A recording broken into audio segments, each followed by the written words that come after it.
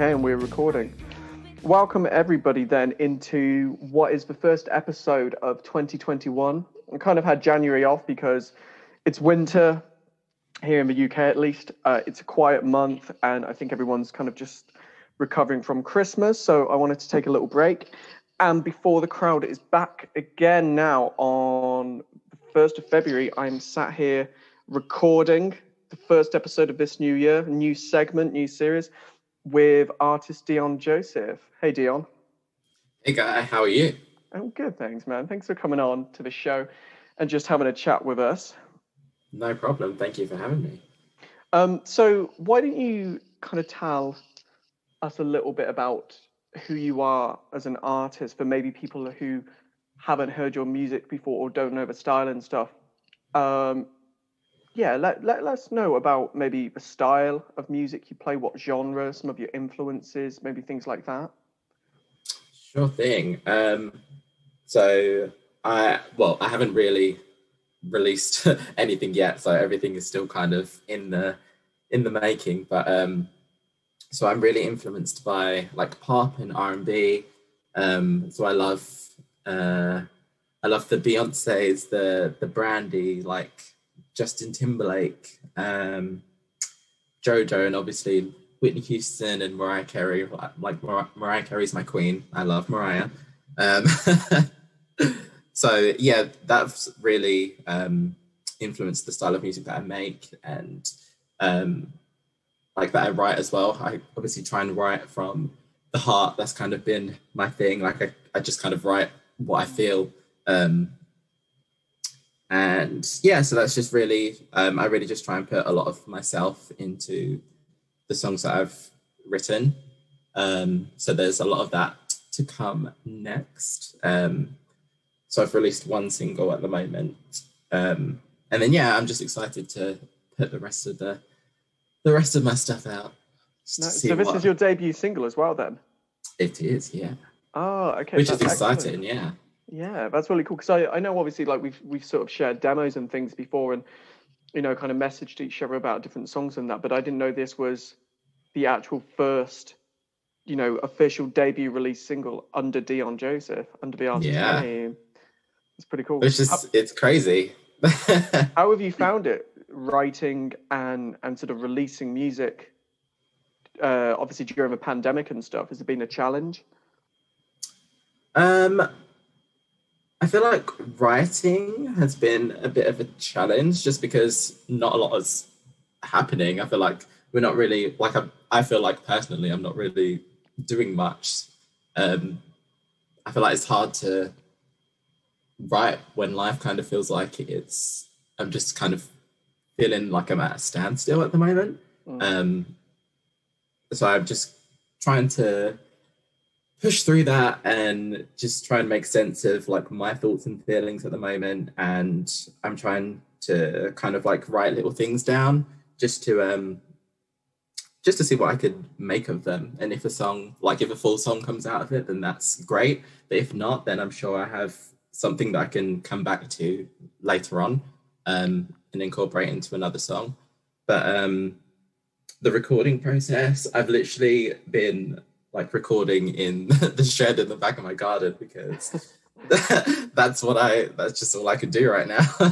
That's how most people do it now though, isn't it? I think, when you have artists like Billie Eilish who, like her and her brother, like literally complete bedroom recording, and she's one of the hottest pop acts on the planet right now. And she didn't go to, as far as I'm aware at least, she didn't go to a huge studio and everything. It was self-produced, written at home, recorded at home. Yeah. It's the way it goes. I mean, I do that stuff as well, and it's. I think it's difficult for the big studios sometimes, but again, like the Nicki Minaj's and the Mariah Carey's and the people like on top of the world, I guess those are the ones who can access, the sort of £1,000 a day recording studios, which unless you've probably got someone else paying for it or a lot of budget, then it's not always in a lot of people's kind of remit, I suppose, to grasp. Yeah, we've got to get a bit DIY with it. But it's kind of fun as well, and you learn more about the process of recording. And I think even like you were saying, you have bits of ideas and songs and things you're writing down. it's a nice option when you can just go, oh, you know what, I'm going to put that demo together myself and just, even just record this chorus idea I've got, whether it's just on your phone or in Logic or Pro Tools or whatever you're using. Definitely. Like at the moment, everything is pretty much started out as like a voice note or just like in the note section of my phone, and then I'll go onto Logic and see if I can like figure out the chords and everything to that. So yeah, it's a really cool process actually. So do you have often, maybe like 4 or 5 different songs and ideas going on at once, or do you forget about an idea and then come back to it, sort of later on as you're going through your phone, or how does it work for you? I So I have a lot of ideas going on at the same time. I'll kind of like start one song and then I'll kind of, I don't know if I can't finish it, like if I feel like I'm hitting a kind of a mental block with what to write, then I'll just come back to that like at a later date. But then while I'm doing that, I've also got like new ideas coming at the same time. It's weird. Like I just find like inspiration at random times. It could be like a random time at night and I'll wake up and I'm like, oh, that's a good lyric. And I'll like record that into my phone. And then I'll come back to it like the next day or like a couple of days later. And yeah, it just really depends. So is it more lyrics you go for first, Ben, or is it sort of ideas of melody or? So I try and do lyrics and melody first. I don't know why. Like, I don't know if that's like the easiest thing to do, but it just comes natural to me. Like if I'm like while I'm writing out, I'll try and think of like a melody that will fit the lyrics that I'm writing. And then I'll go in and like try and figure out the chords that fit under that. Okay. I mean, yeah. So I suppose there's no set formula because everybody does it in a way that suits them and a way that benefits their song. And I know people do it very differently, but I always quite like that idea of how you said, just kind of waking up in the middle of the night and it's like, oh, I've got this idea and I'm going to run with it. That's happened to me so many times, honestly. And do songs often come from that, and ideas form and choruses just from these almost like arbitrary moments of inspiration? Absolutely, yeah. I think like the majority of the projects that I've been working on has come from like just random inspiration and voice notes that I've made. Yeah, it's weird. I don't that's just how I work. That's just kind of how I process things. It just always starts as like a little voice note. I'll like hum a tune or something to myself and then, yeah, just come back to it. I think that's really cool. And I always find it very interesting sort of diving into artists' brains. They're just like, oh, it's just how this works for me. It's like, that's really cool. Yeah, I definitely feel like my most creative at nights as well. So I'm often like staying up late trying to figure out chords or lyrics and stuff. And then obviously, as I said, like it'll be random times of the night when I'm like, that's good. This works. I like it. Well, I suppose kind of obviously we're talking about forming these ideas and they become songs. So let's talk about Meet Again, about your debut single. Do you want to tell us a little bit about it? Like maybe how the ideas formed for that, your inspiration behind it? Sure. So like a few years ago, I think it was around 5 years. Don't quote me on that, but yeah, I think it was about 5 years. My aunt was diagnosed with a autoimmune disease called scleroderma. So she was kind of battling with that for a long time. And she was kind of in and out of hospital a few times as well. So it was quite difficult. And she was kind of like a second mum to me. Like that's kind of how I viewed her. So yeah, last year it got quite bad and she passed away on the 14th of November. And the night before it happened, this song just kind of poured out of me, I guess.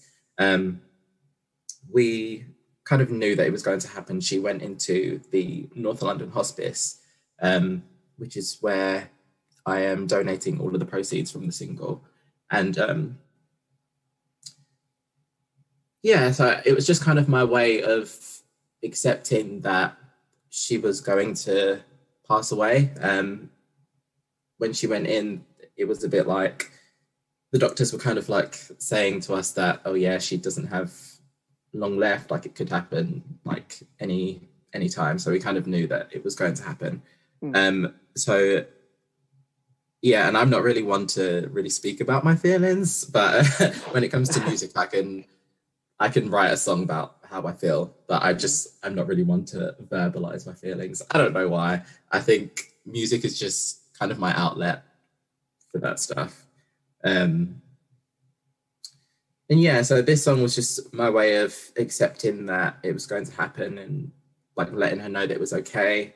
And like, I know that if the shoe was on the other foot, she would be there for me 100%. So I like made sure I was there for her as well. Like I was at the hospice when I wasn't, at home working. So it was kind of back and forth. It was like a lot going on at the time, but yeah, so this was just my way of dealing with the situation, like the best I could.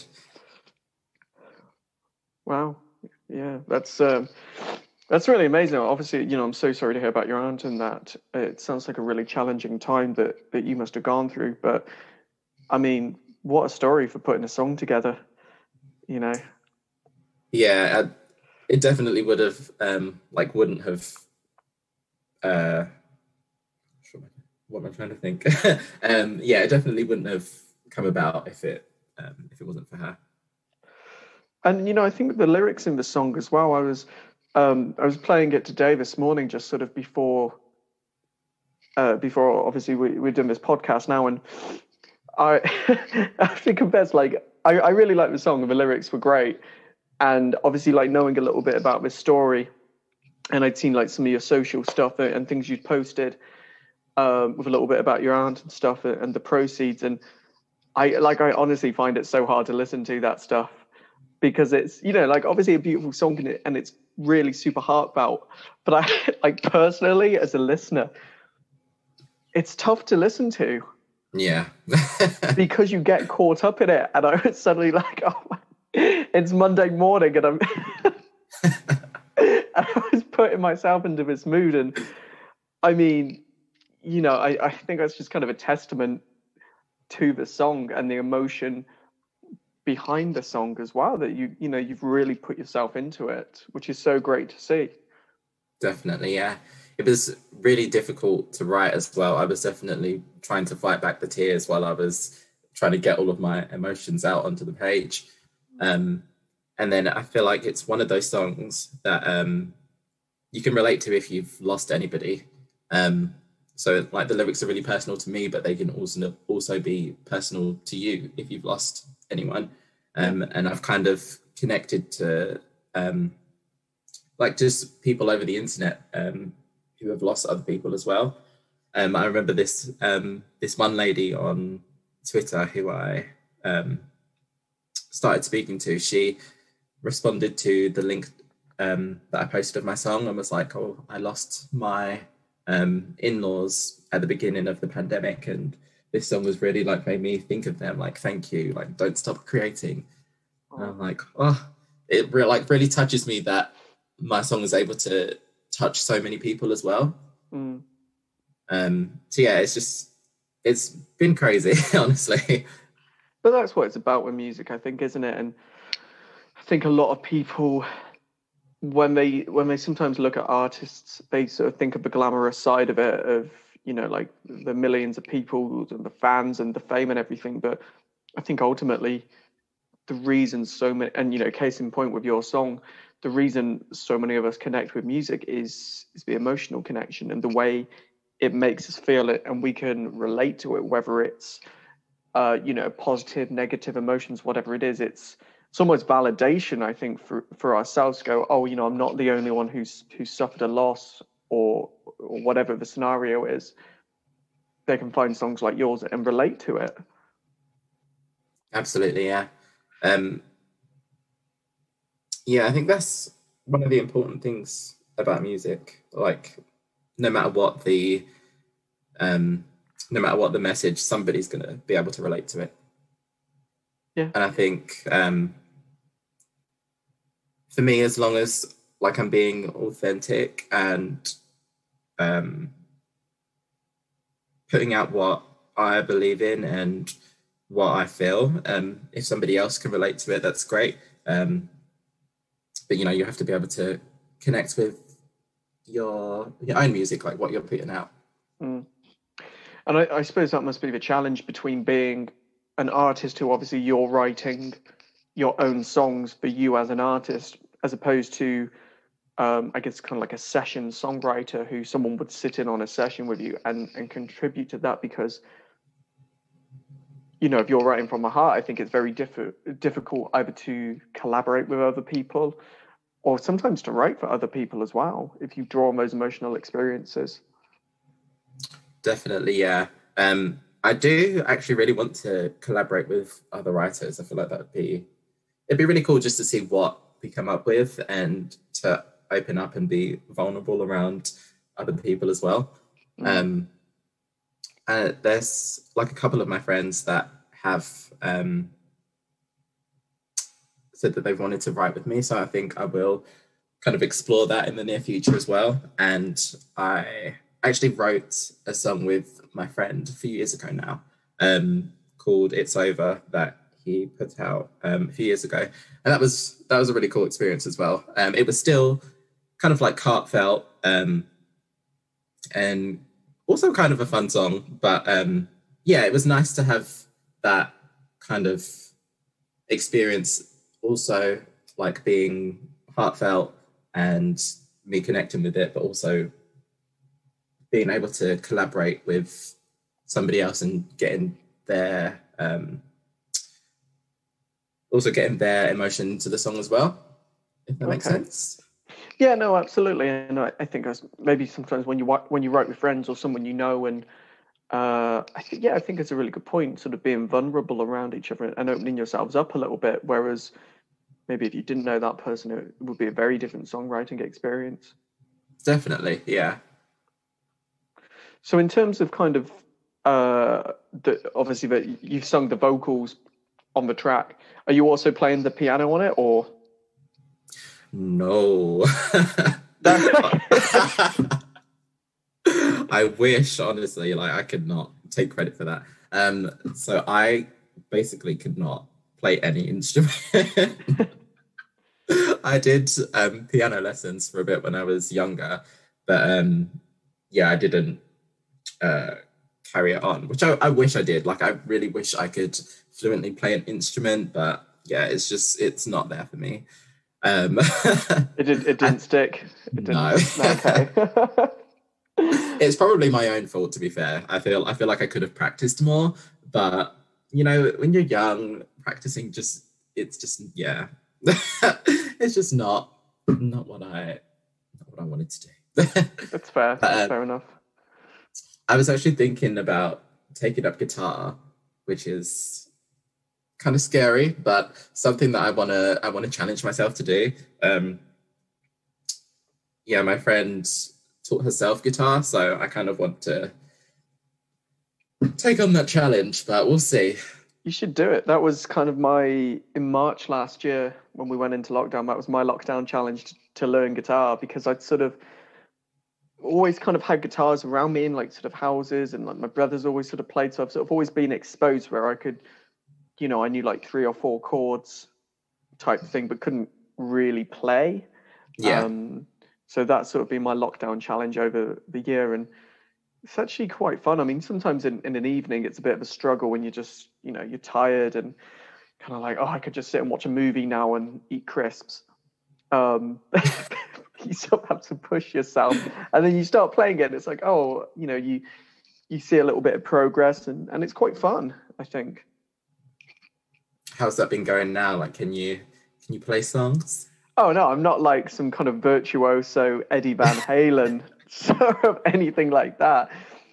I'd like to say, I can sit by myself and get by. So if I want to put a song together, I can sort of mess around with the chords. And do Yeah.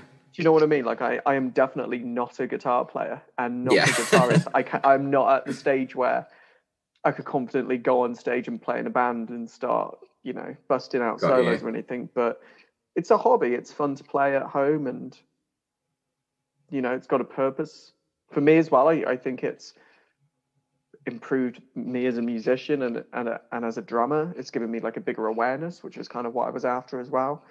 But yeah, I mean, the thing is, if you start to learn guitar, you got to invest in it, and you've got to buy a guitar as well. Yeah, that's true. I mean, I'm willing to do it. I just need to motivate myself and like kind of stick to it. I don't want to buy a guitar and then end up like giving it up. I need to like be strict with myself. I suppose if you've got some songs like desperately would love to play on guitar, and that can sort of be a point you want to reach or something, maybe that could help as a motivation. Or Absolutely. Yeah, I just think the acoustic guitar is so beautiful. Like I would just love to be able to play it. So yeah, I feel like there's a lot of songs that would sound really cool on guitar. So yeah, I'm gonna challenge myself. oh, that's cool. But no, so for Meet Again, yeah, I didn't play the piano for that one. The A producer that I actually connected with over Twitter who mixed and mastered it for me. So I kind of sent him the chords and was like, could you play piano for this? Because make it pretty. because I'm like, I know how to do like the basic chords, but you'll be able to like do all of the pretty stuff that I can't do. And yeah, so he sent that back to me. And I was just amazed by what he was able to bring to the project. He's a really good producer. His name's Gary Dillon. Okay. So I just connected with him over Twitter, and yeah, I've been working with him for the project that I've been working on. Sending stuff back and forth, and he's been mixing and mastering everything for me, and yeah, I'm just really excited. So how did you connect on Twitter? Were you posting stuff about yourself, or were you actively seeking someone?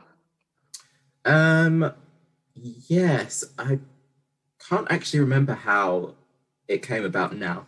But I think I want to say that it was. I'm not sure if you know BBC Introducing. Mm-hmm, yeah. Like, yeah, they have their Twitter page, and they were like, I think they posted something about if you want to connect with somebody, like post here, and I was like, yeah, I just put hi, like I'm a singer songwriter and would love to connect with any producers, and then he responded to that, and then we just kind of started direct messaging and yeah, just chatting, and then yeah, we just kind of started working together. I sent him one song that I had a little while ago, and he sent that back to me, and I was like, wow, yeah, like this is really cool, and yeah, I'd love to like work with you more. So we've just been like whenever I write a song, I'm like, hey Gary, can you can you work your magic on here? And yeah, so yeah, he's a really cool guy. Oh, nice. That's cool. It's part of lockdown, I suppose, and sort of like you meet so many people over Twitter, whereas normally it's like, oh, do you want to grab a drink? Are you doing a gig? Like, let me come see you or meet, or you meet through friends. Now it's just like, yeah, Yeah, Twitter. 100%.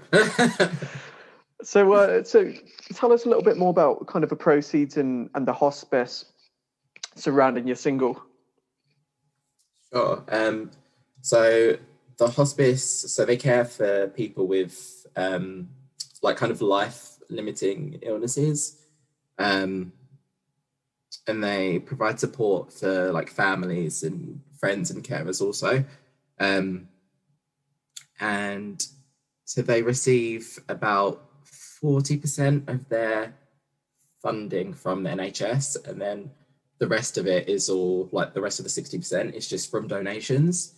So yeah, I just thought that this would be a really good thing to do. Like, I know I probably won't be able to generate a lot of income for them, but I felt like this was like any little helps, you know?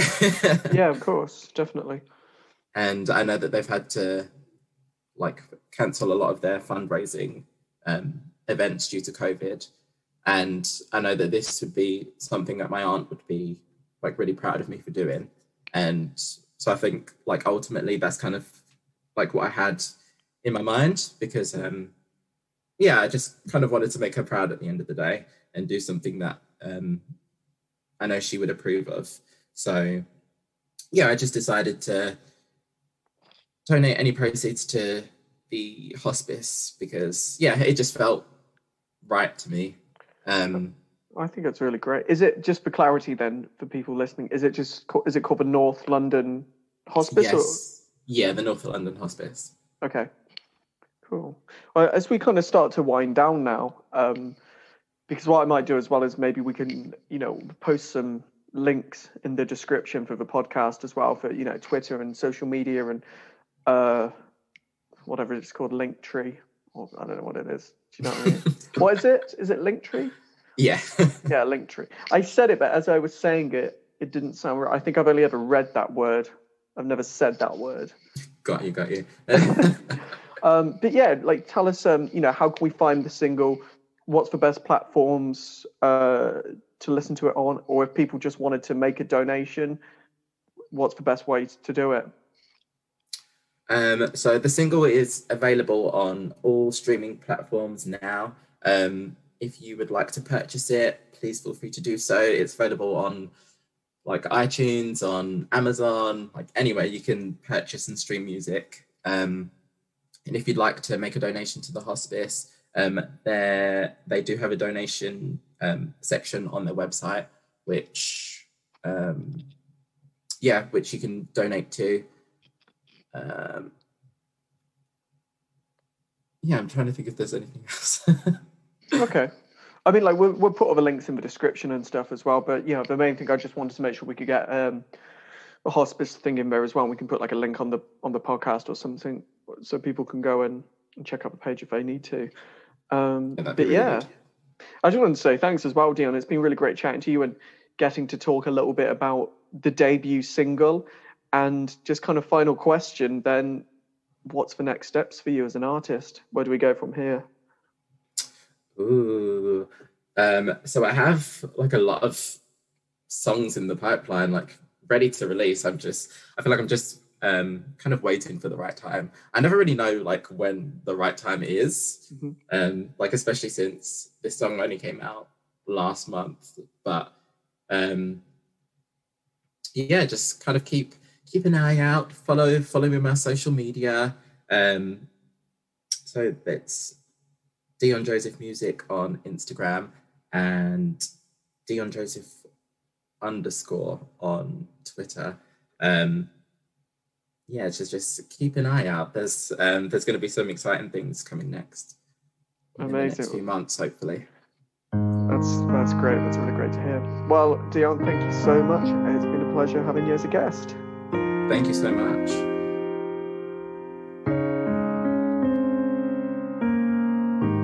Praying for a miracle. If I could, I'd take your place. You'd feel no pain. Knowing that it's gonna come doesn't make it easier to face. It hurts the same. If you have to leave us all tonight, know that you're not alone, 'cause we'll be right there too. Hold you until the end, so sleep peacefully. Save me a seat for when we meet again. Though it pains to see you leave, just know your suffering will end, and one day we'll meet again.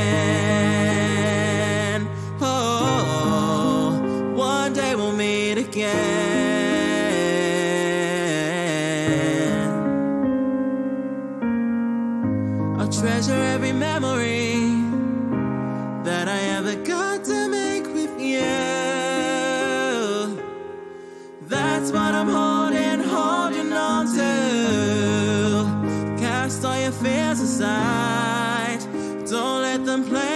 mind. 'Cause we'll take care of all you leave behind. If you have to leave us all tonight, no, you're not alone, 'cause we'll be right there too. Hold you until the end, so sleep peacefully. Save me a seat for when we meet again. Though it pains to see you leave, just know your suffering will end, and one day we'll meet again.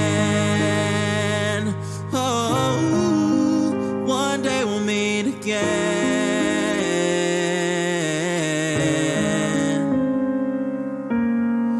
No, I don't wanna say goodbye, though I know we're pressed for time.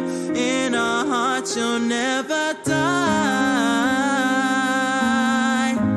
As this painful chapter ends, you'll find peace up in heaven. Close your eyes, my love, and fly. So sleep peacefully, save me a seat for when we meet again. Though it pains to see you leave, just know your suffering will end, and one day we'll meet again. Oh, one day we'll meet again.